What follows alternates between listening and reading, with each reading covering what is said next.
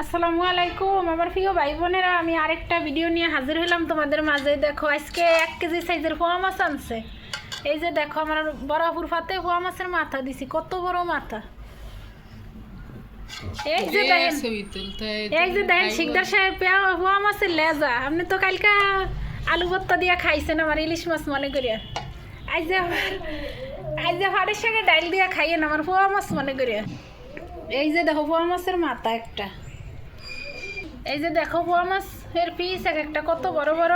আর এই জায়গায় মুরগির মাংস রান্না করছি আমার ছোট মেয়ের জন্য। মুরগির মাংস ছাড়াও খেতে পারে না, তাও অল্প রান্না করছি। আর এই জায়গায় ডাইল রান্না করছি। দেখো এই যে সবাই খাইতে আছে। আমার এই বান্ডবাড়ি দেখে তোমরা লাইক দিবা, কমেন্ট করবা, শেয়ার করবা প্লিজ। তোমাদের একটা লাইক, একটা কমেন্ট, একটা শেয়ার আমাকে অনেক দূর নিয়ে যাইতে সাহায্য করবে। আর তোমাদের জন্য একটা সুখবর শীঘ্রই আসতে আছে। রবি সোমবারের মধ্যে তোমাদেরকে আমি একটা সুখবর দেব।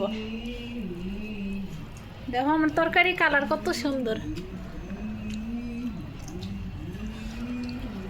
Please subscribe.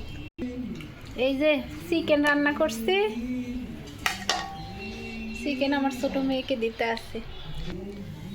আর আমার কিছু বন্ধুরা আছে ভিডিওতে কমেন্ট করে, আপু তুমি অনেক সুন্দর করে কথা বলো। আসলে আমার ওই সব বন্ধুরা আমার সম্পূর্ণ ভিডিওটা দেখে না, না দেখে প্রথম থেকে টাচ করে তারপর একটা কমেন্ট করে দিয়ে দেয়।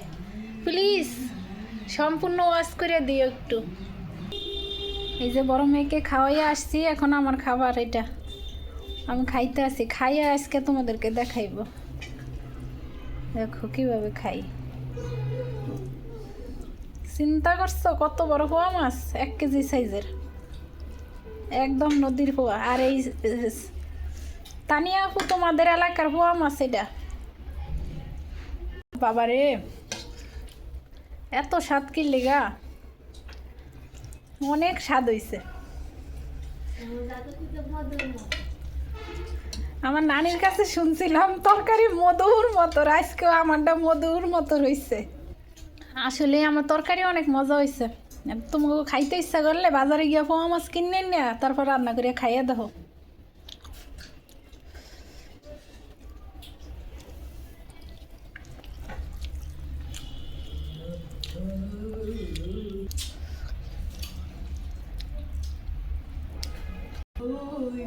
ভিডিওটা আমি এখানেই শেষ করলাম। আল্লাহ হাফেজ সবাইকে।